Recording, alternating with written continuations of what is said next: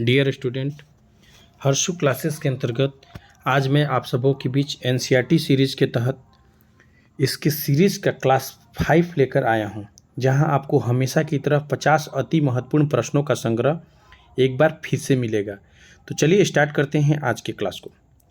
आज के क्लास के अंतर्गत पहला प्रश्न है, हड़प्पा पुरा स्थल कहाँ है? उत्तर हो जाएगा पाकिस्तान में। प्रश्न नंबर 2 है, हड़प्पा शहर का निर्माण कब हुआ था? कब हुआ था? उत्तर हो जाएगा लगभग 4700 साल पहले। प्रश्न नंबर 3 है, मोहनजोदड़ो में स्थित खास तालाब को क्या कहा जाता है? मोहनजोदड़ो में स्थित खास तालाब को क्या कहा जाता है? उत्तर हो जाएगा महान स्नानागार। क्या कहा जाता है? महान स्नानागार। प्रश्न नंबर 4 है, अग्निकुंड कहाँ पाए गए थे? अग्निकुंड कहाँ पाए गए थे? उत्तर हो जाएगा कालीबंगा और लोथल में। प्रश्न नंबर 5 है, हड़प्पा सभ्यता के लोग किस रंग से डिजाइन किए हुए खूबसूरत लाल मिट्टी के बर्तन बनाते थे? उत्तर हो जाएगा काले रंग। किस रंग का? काले रंग का। प्रश्न नंबर 6 है, हड़प्पा के लोग तांबे का आयात कहाँ से करते थे? हड़प्पा के लोग तांबे का आयात कहाँ से करते थे? उत्तर हो जाएगा राजस्थान एवं ओमान से। राजस्थान एवं ओमान से। प्रश्न नंबर 7 है, कांसा किसका मिश्र धातु है? कांसा किसका मिश्र धातु है? उत्तर हो जाएगा तांबा और टीन का। किसका मिश्र धातु है? तांबा और टीन का। आगे बढ़ते हैं इस क्लास के अंतर्गत। प्रश्न नंबर 8 है आपका, हड़प्पा के लोग टीन का आयात कहाँ से करते थे? हड़प्पा के लोग टीन का आयात कहाँ से करते थे? उत्तर हो जाएगा ईरान और अफगानिस्तान से। प्रश्न नंबर 9 है, हड़प्पा के लोग सोने का आयात कहाँ से करते थे? हड़प्पा के लोग सोने का आयात कहाँ से करते थे? उत्तर हो जाएगा कर्नाटक से। प्रश्न नंबर 10 है, हड़प्पा के लोग बहुमूल्य पत्थर का आयात कहाँ से करते थे? उत्तर हो जाएगा गुजरात, ईरान और अफगानिस्तान से। प्रश्न नंबर 11 है, धौलावीरा नगर कहाँ बसा था? धौलावीरा नगर कहाँ बसा था? उत्तर हो जाएगा कच्छ के इलाके में खादिर बेत के किनारे। यह किस राज्य में था? गुजरात राज्य में था। प्रश्न नंबर 12 है, लोथल कहाँ बसा था? लोथल कहाँ बसा था? उत्तर हो जाएगा गुजरात की खंभात की खाड़ी में मिलने वाली साबरमती के एक उपनदी के किनारे। कहाँ बसा था? गुजरात की खंभात की खाड़ी में मिलने वाली साबरमती के एक उपनदी के किनारे। आगे बढ़ते हैं। प्रश्न नंबर 13 है, पकी हुई मिट्टी को किस नाम से जाना जाता था? उत्तर हो जाएगा टेराकोटा। किस नाम से जाना जाता था? टेराकोटा। प्रश्न नंबर 14 है, वेद कितने हैं? वेद कितने हैं? उत्तर हो जाएगा 4। कौन कौन है? ऋग्वेद, सामवेद, यजुर्वेद, अथर्ववेद। प्रश्न नंबर 15 है, सबसे पुराना वेद कौन सा है? सबसे पुराना वेद कौन सा है? उत्तर हो जाएगा आपका ऋग्वेद। प्रश्न नंबर 16 है, ऋग्वेद की रचना कब हुई? ऋग्वेद की रचना कब हुई? उत्तर हो जाएगा लगभग 3500 साल पहले। कब हुई? लगभग 3500 साल पहले। प्रश्न नंबर 17 है, सूक्त का मतलब क्या है? सूक्त का मतलब क्या है? उत्तर हो जाएगा अच्छी तरह से बोला गया। क्या है? अच्छी तरह से बोला गया। प्रश्न नंबर 18 है, ऋग्वेद में कुल कितने सूक्त हैं? ऋग्वेद में कुल कितने सूक्त हैं? उत्तर हो जाएगा 1028। कितने हैं? 1028। प्रश्न नंबर 19 है, संस्कृत भाषा किस भाषा परिवार का हिस्सा है? संस्कृत भाषा किस भाषा परिवार का हिस्सा है? उत्तर हो जाएगा भारोपीय भाषा परिवार का। किस भाषा परिवार का है? भारोपीय भाषा परिवार का। प्रश्न नंबर 20 है, पूर्वोत्तर प्रदेशों में किस भाषा परिवार की भाषाएं बोली जाती है? उत्तर हो जाएगा तिब्बत बर्मा परिवार की। किस परिवार की? तिब्बत बर्मा परिवार की। प्रश्न नंबर 21 है, तमिल, तेलुगु, कन्नड़ और मलयालम किस भाषा परिवार की भाषाएं हैं? उत्तर हो जाएगा द्रविड़ भाषा परिवार की। किस भाषा परिवार की है? द्रविड़ भाषा परिवार की।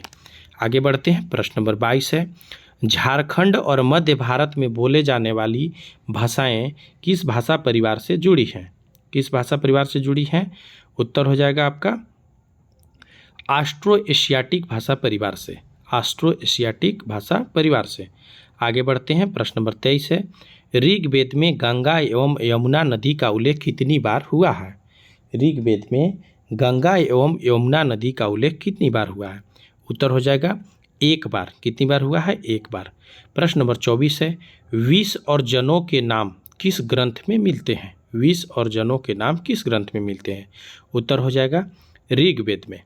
आगे बढ़ते हैं। प्रश्न नंबर 25 है, महापाषाण कब्रें बनाने की प्रथा कब शुरू हुई? महापाषाण कब्रें बनाने की प्रथा कब शुरू हुई? उत्तर हो जाएगा लगभग 3000 साल पहले। कब शुरू हुई? लगभग 3000 साल पहले। यह प्रथा दक्कन, दक्षिण भारत, उत्तर पूर्वी भारत और कश्मीर में प्रचलित थी।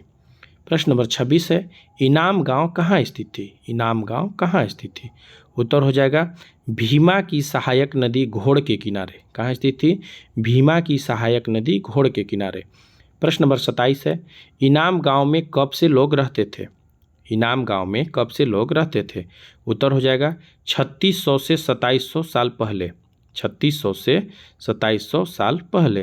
प्रश्न नंबर 28 है, कंकाल का लिंग जांच करने के बेहतर तरीके क्या हैं? उत्तर हो जाएगा हड्डियों की जांच। क्या है? हड्डियों की जांच। कैसे होता है इसका निरीक्षण? चूंकि महिलाएं बच्चों को जन्म देती है, महिलाएं बच्चों को जन्म देती है, इसलिए उनका कटी प्रदेश या कुल्हा पुरुषों से ज़्यादा बड़ा होता है। प्रश्न नंबर 29 है, चरक संहिता चिकित्सा शास्त्र पर नामक पुस्तक किसने लिखी? चरक संहिता नामक पुस्तक किसने लिखी? उत्तर हो जाएगा चरक ने। प्रश्न नंबर 30 है, चरक के अनुसार मनुष्य के शरीर में कितनी हड्डियां होती है? उत्तर हो जाएगा 360। कितनी हड्डियां होती है? 360। 31 नंबर प्रश्न है, वास्तव में मनुष्य के शरीर में कुल कितनी हड्डियां होती है? उत्तर हो जाएगा 206। प्रश्न नंबर इसके अंतर्गत हम जानेंगे, चरक ने अपनी गिनती में दांत, हड्डियों के जोड़ और कार्टिलेज को जोड़कर यह संख्या बताई थी। उनकी संख्या कितनी थी? 360 थी। प्रश्न नंबर 32 है, जनपद का शाब्दिक अर्थ क्या है? जनपद का शाब्दिक अर्थ क्या है? उत्तर हो जाएगा जन के बसने की जगह। प्रश्न नंबर 33 है, पुराना किला कहाँ स्थित है? पुराना किला कहाँ स्थित है? उत्तर हो जाएगा दिल्ली में। कहाँ स्थित है? दिल्ली में। प्रश्न नंबर 34 है, हस्तिनापुर कहाँ स्थित है? हस्तिनापुर कहाँ स्थित है? उत्तर हो जाएगा आपका उत्तर प्रदेश में मेरठ के पास। कहाँ स्थित है? उत्तर प्रदेश में मेरठ के पास।